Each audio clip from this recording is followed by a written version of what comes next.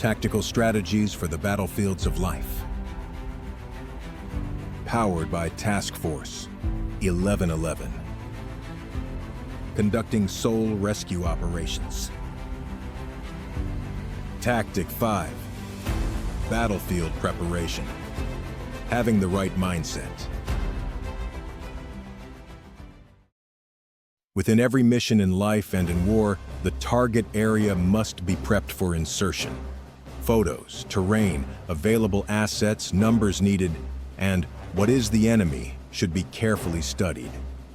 Notice how I said what and not who is the enemy. Preparing the battlefield means recognizing the existence of bias and inaccurate intel that could mean you are going to war unprepared for the actual circumstances under which you must fight. Most enemies we face are initially approached based on assumptions rather than accurate intelligence. Stereotypes often come into play, and we prepare to fight the typecasts that we expect to be up against instead of the real threats before us. During the Gulf War, the U.S. began the conflict with what was called Operation Desert Shield. It was an air campaign that took out the Iraqis' defense systems, radar, and communications. By doing so, we gained the advantage on the battlefield by cutting off their ability to see or target us in any way. This meant they were wholly reliant upon their perception of where we were and the size of our war machine. Capitalizing on their blindness, we ran Humvees, strapped with loudspeakers playing the recorded sounds of large tank convoys. These Humvees drove up and down the area where we wanted the Iraqi army to expect an attack. It was geographically low with a wadi, so we gave the illusion we were driving up that dry riverbed, using it as our entry point. The result was a mass rearrangement of troops and tanks triggered by an emotional response. The Iraqis heard our numbers, and out of fear of being annihilated, they quickly responded by moving their military strength in such a way that they actually made that decimation easier for us. While they were positioning to fight our tanks coming up the wadi from the south, we utilized the deception to flank them on the west and pull up on higher ground.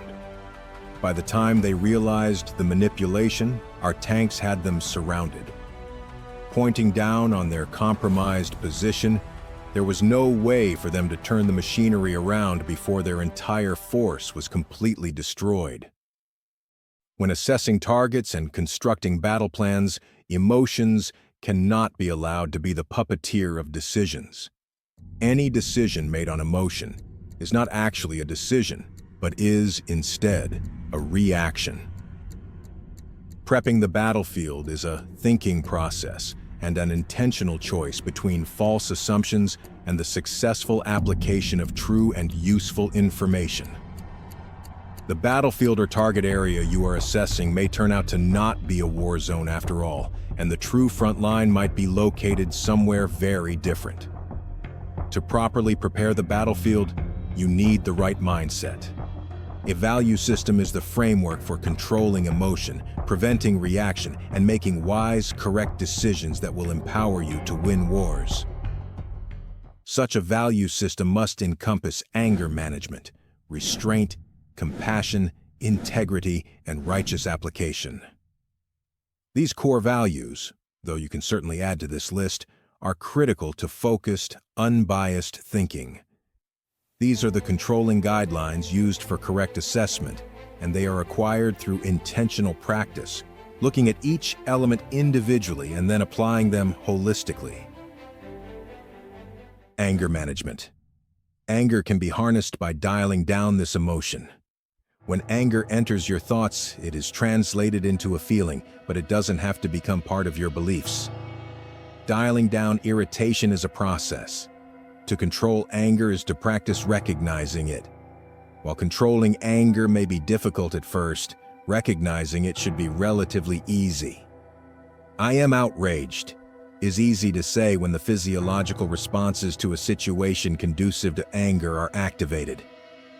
When your fists tighten, your breathing and heart rate increase, and you have ideations of injury towards the cause of your emotional response, You are angry. We all know what that feels like. When you decide to identify your anger, then you can begin the practice of anger management. Here is a technique that has been proven effective. When you recognize you are angry, put it in a mental box. Actually envision placing what is triggering your emotions into a box and label it. For example, if your anger is triggered by the selfishness of someone, visually picture that person and his actions being confined to a box in front of you. Imagine writing the name of the person on the top of the box, or labeling it with what has been done that has made you feel this way. Mentally, see it written on the box. Keep this box in the front of your mind and examine it. How big is this box? Its size can be determined by the level of anger its contents are causing. This allows you to turn an emotion into something capable of being tangibly analyzed. The smaller the box, the tighter the confinement, the easier the management will be. Use mental imprisonment to isolate your feelings. If the box is large, you know that you have more work to do in order to shrink it. How do you shrink your anger boxes until they disappear? That occurs through the next element of the value system: restraint. Showing restraint not only prepares your battlefield for the appropriate responses which are not emotionally charged, but it is a vital de-escalation technique that allows you to shrink your anger. Restraint is simply to deny an impulse. Chemical responses in the body, such as anger, lust, jealousy, etc., are extremely powerful, and when left unchecked, will usually win the day. They are also harmful and will hurt you more than the person or situation that is the target of these emotions. Lust is a powerful chemical reaction that triggers the most potent impulses. In fact, lust has caused more wars throughout history than any other emotion.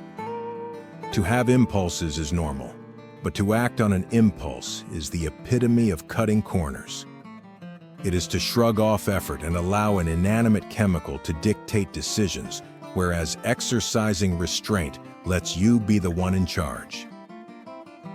Restraint is to acknowledge the impulse but deny its controlling nature. The darker emotions we experience are unavoidable.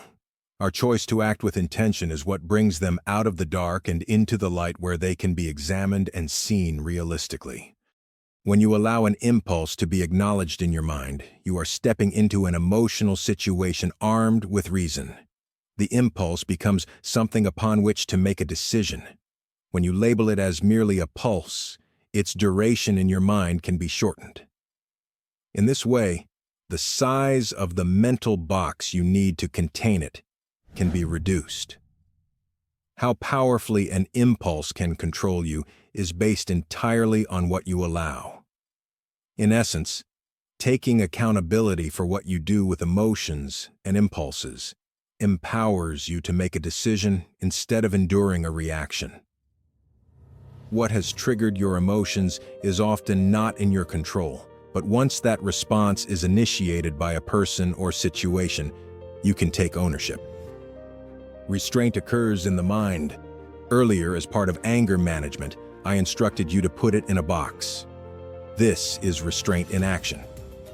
What is bothering you has been contained, at least metaphorically, while you acknowledge its existence, label it, and examine its contents. In a nutshell, restraint is the process of boxing it up while you gain control over your emotions. When you hold something by restraining it, it will lose its influence, and with this atrophy, eventually, it will either disappear or become something over which you can be a jailer.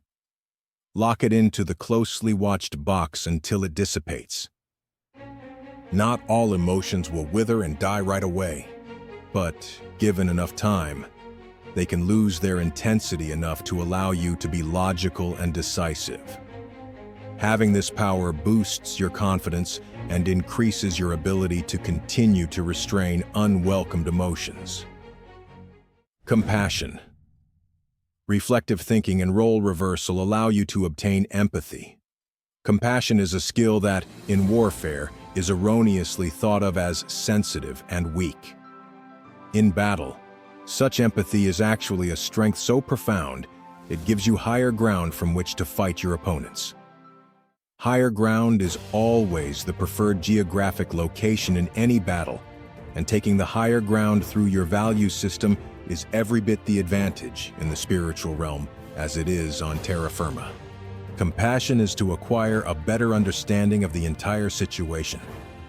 To be compassionate is to gain clarity by placing yourself within all of the confines of a circumstance.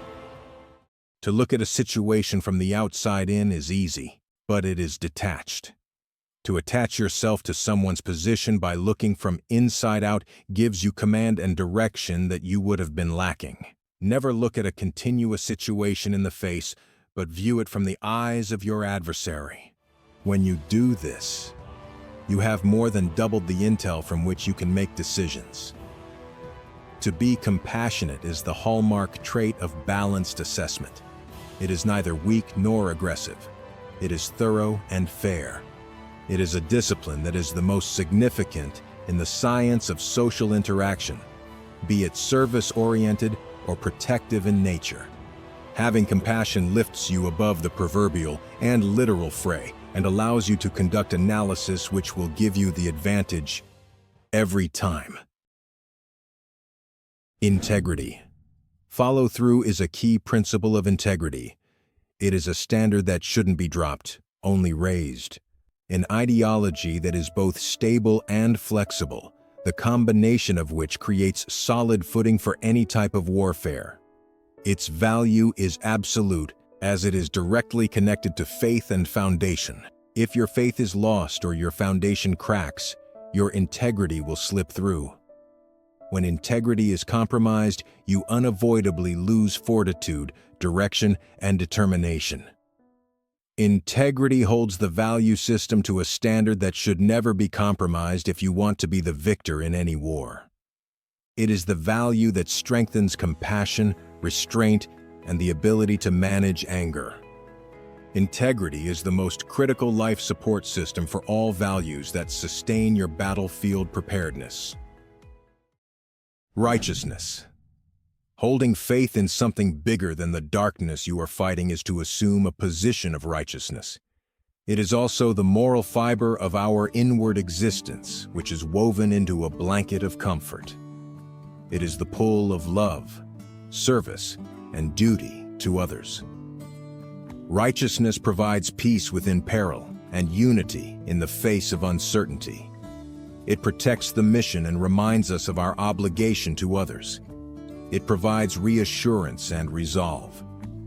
It embodies all values and guides the decisions we make. Righteousness draws on the power of the divine. It is all-knowing and all-seeing. Its sole purpose is to pave the way with positivity grounded in the reassurance that, through righteousness, we have hope. Take a few minutes and write down the values you have been taught in this video, which are anger management, restraint, compassion, integrity, and righteousness. Then add a few more to the list and determine how you will implement each of these values as you strive to achieve your commander's intent.